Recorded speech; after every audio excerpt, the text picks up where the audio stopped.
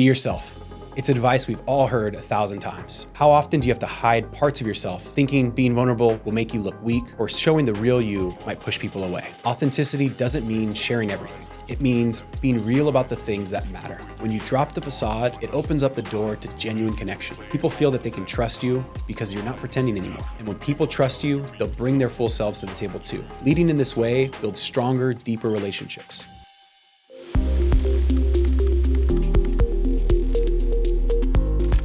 The information provided in this podcast is for educational purposes only and does not constitute legal, financial, or investment advice. Always consult with a qualified professional before making any investment decisions.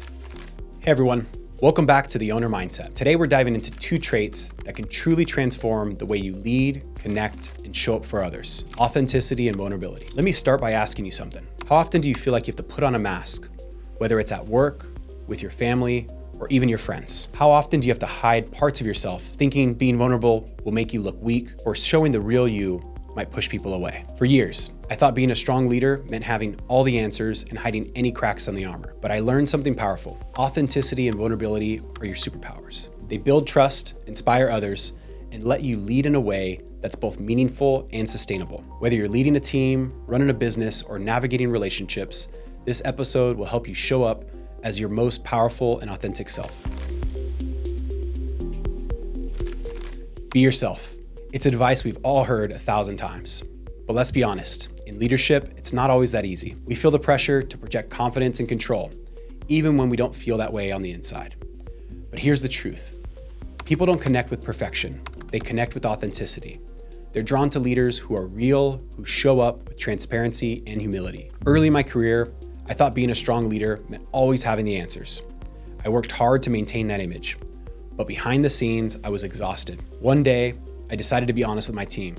I admitted I didn't have all the solutions and asked for their input. That moment of authenticity opened the door for a level of collaboration and trust that I hadn't experienced before. Authenticity doesn't mean sharing everything. It means being real about the things that matter. When you show up authentically, you give others permission to do the same. An important tip I learned along the way is being authentic doesn't mean you need to share every personal struggle and every personal challenge. Instead, ask yourself, what part of myself am I holding back that could actually help strengthen this connection or strengthen my team? You'll be surprised at how much trust you build when you show up as your real self. I want to talk about vulnerability next, a word that often makes people completely uncomfortable, especially those of us that are in leadership roles. Vulnerability feels risky. You might wonder, what if someone uses my openness against me? What if I'm judged? What if there's a problem with it? Vulnerability requires a level of trust and discernment that each of us has to decide for ourselves. When you find those right moments and people to be vulnerable with, it can be transformative. I was once managing a high-stakes project that was completely off track. There were budget issues, tenant complaints, you name it, this property had the problems. Instead of pretending that I had it all together, I told my team, I'm feeling completely overwhelmed, but I believe we can solve this together. That moment was a rallying point. It gave the team an opportunity to step up, work together, and help get things turned around. Vulnerability isn't about admitting a weakness. It's about creating an opportunity for collaboration and maybe even an opportunity for connection. It shows people that you trust them and value their input. The key is discerning when and where to share that information and share the details that you're most comfortable with. Vulnerability isn't one size fits all. How you show vulnerability depends on the situation. What's interesting about vulnerability is that it doesn't look the same in every situation. How you show vulnerability at work might be completely different to how you show up at home. The stakes, the risks, and the rewards vary depending on the context. For example, for you in a professional setting, being vulnerable might mean admitting you don't have all the answers or asking for help on a complex project. It's about showing that you're human while still holding on to your role as a leader. Letting people see that you're not perfect can actually increase trust and loyalty. It shows that you're real, and being real can be relatable. On the other hand, maybe in personal relationships, whether it's your friends, a spouse, or even your kids, vulnerability often means being more emotionally open.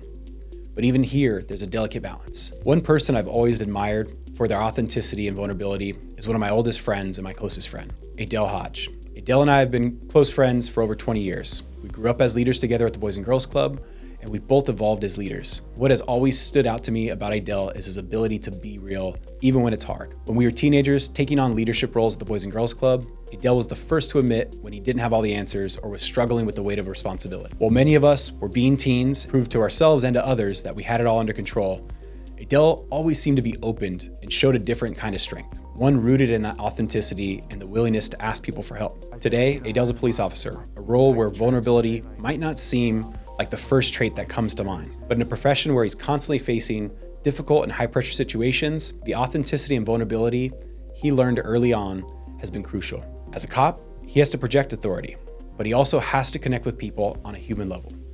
He often tells me that leading with empathy and authenticity helps him de-escalate tense situations and build trust with the community that he serves. Vulnerability in his line of work doesn't mean showing weakness. It means showing humanity. And that's exactly what makes him so effective in what he does. So think about the different areas of your life. Where are you holding back vulnerability because of fear? And where could a little openness help deepen those connections? Remember that vulnerability doesn't look the same in every context, and that's okay. It's about finding the right balance for each situation. So here's some tips I want to leave you with. Number one is why people crave authentic leaders. Think about a time when you were truly inspired by someone. Chances are it wasn't because they were flawless. It was likely because they were real. They admitted their mistakes. Maybe they were transparent when things didn't go as planned, and they didn't hesitate to ask for help when needed. That kind of humility and openness is what makes people want to follow a leader. Going back to Adell, for example, when he doesn't have all the answers in a high-stress situation, he leads with empathy and authenticity, showing that even in moments of authority, it's okay to be human. That kind of vulnerability doesn't just diffuse tense situation, it builds trust with the community you serve. In a profession where trust is everything, his willingness to be real is what makes him a respected leader, not just within his department, but also in the community he serves. So ask yourself, how are you showing up for the people around you? Whether that's your team, your family, or your friends. Are you putting up walls and trying to maintain an image of perfection, or are you letting them see the real you? Your strengths, your struggles, and your willingness to be vulnerable. The more open and honest you are, the more people will trust and respect you. The second question to ask yourself is, where are you holding back? We all have moments when we hold back from being our authentic selves. Maybe you're in a meeting, you disagree with the direction of where things are going in your company, but you don't speak up because you don't want to rock the boat. Or maybe you're dealing with something difficult in your own personal life, but you keep it to yourself because you're afraid of appearing weak. What if instead of holding back, you allowed yourself to be real in those moments? What if you spoke up or opened up about what you're going through? Authenticity is about more than just being honest with others. It's about being honest with yourself too. Number 3 to take away is an actionable insight. Here's something you can try right away. The next time you're in a situation where you feel the pressure to perform, to put up that shield, whether it's at work, with your family, or in any difficult conversation, pause and ask yourself, am I being authentic in this moment? If the answer is no, give yourself that challenge to show up differently. Share what's really on your mind. Express how you're truly feeling and admit if you don't have all the answers. See how it shifts the way people respond to you. The fourth tip is building authentic connections. Here's why this matters. When you drop the facade, it opens up the door to genuine connection. People feel that they can trust you because you're not pretending anymore. And when people trust you, they'll bring their full selves to the table too. Whether it's a team member at work, a friend, or a family member, leading in this way builds stronger, deeper relationships. So let's talk about empathy, which is a cornerstone of authentic leadership and one of the most powerful tools you can use to build genuine connections. Leading with empathy means you're not just managing people, you're trying to understand them. You're taking the time to see the world through their eyes, recognizing their challenges, their motivations, and their needs. And when you lead in this way, you create an environment where people feel safe to bring their full selves to the table. Think about this. When was the last time you felt truly understood by someone? Whether it was a leader, a colleague, or even a friend. How did that impact your willingness to contribute, your motivation to do your best work, or even your level of trust in that relationship? Now imagine how powerful it could be if you brought that same level of empathy to the people you lead or interact with every day. Empathy isn't just about being nice. It's about building trust, creating psychological safety, and inspiring growth in the people around you. When people feel heard, they feel valued. And when they feel valued, they're far more likely to engage, contribute, and trust you as a leader. Here's something to remember. People don't leave jobs, they leave leaders. The reason people stay with or leave a team often boils down to whether they feel understood and supported by those who lead them. When you take the time to really see someone, to understand not just what they're going through, but how they feel about it, you unlock a new level of trust and commitment. Ask yourself, how much do you really know about the people you work with or lead? Do you know what motivates them, what stresses them out, what personal challenges they might be facing that could be affecting the work or their mindset? Empathy is about going beyond the surface, beyond the tasks and the goals, and connecting with the person behind the role. One challenge that many leaders face is what I call the empathy gap. It's when we get so caught up in solving problems, making decisions, or staying focused on the goals that we forget to pause and listen. When we're in a leadership role, it's easy to fall into the trap of thinking we always need to be in the fix-it mode. But sometimes the most powerful thing that we can do as leaders is simply listen. People don't always need solutions. They just need to feel heard and understood. So here's a question for you. Are you listening to understand, or are you listening to respond? The next time someone comes to you with an issue, whether it's a team member, a friend, or even a family member, focus on understanding their feelings before jumping to the solutions. Empathy is not about fixing everything.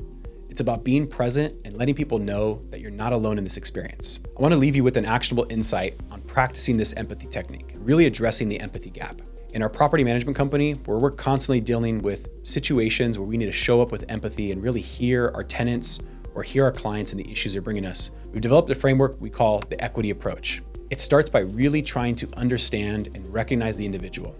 Every interaction is a person who has their own unique story, their own challenges, and their own goals. Separate the individual from the issue at hand and remind yourself that your role here is to connect, not to divide. The second step is practice active listening. Go beyond hearing their words.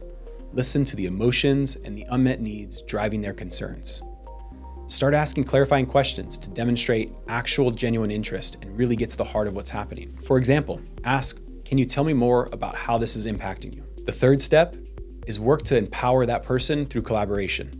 Instead of just solving the problem, invite their input. Ask questions like, what are your thoughts on how we can address this? Or what would a positive outcome look like for you? You'd be surprised that sometimes some of the best ideas don't come from your playbook or your processes. It might come from the person that's bringing you that problem. Next is value their perspective. Even when you disagree, there's value in understanding someone else's viewpoint. Acknowledge their perspective by saying, I appreciate you sharing your thoughts and I can see where you're coming from. This builds that mutual respect and paves the way for a solution. Above all, respect is paramount. No matter the situation or emotional state of the other person, lead with dignity and respect. Keep your tone calm, your language professional, and your focus solution-oriented. I found that when we apply this equity approach, you're not just solving a problem, you're strengthening relationships and building trust. People feel more heard, more valued, and respected, which leads to deeper connections and greater collaboration. Ask yourself, how might this approach change your conversation? Whether it's with a colleague or a friend, try these steps and notice the shift it creates in the way people respond to you.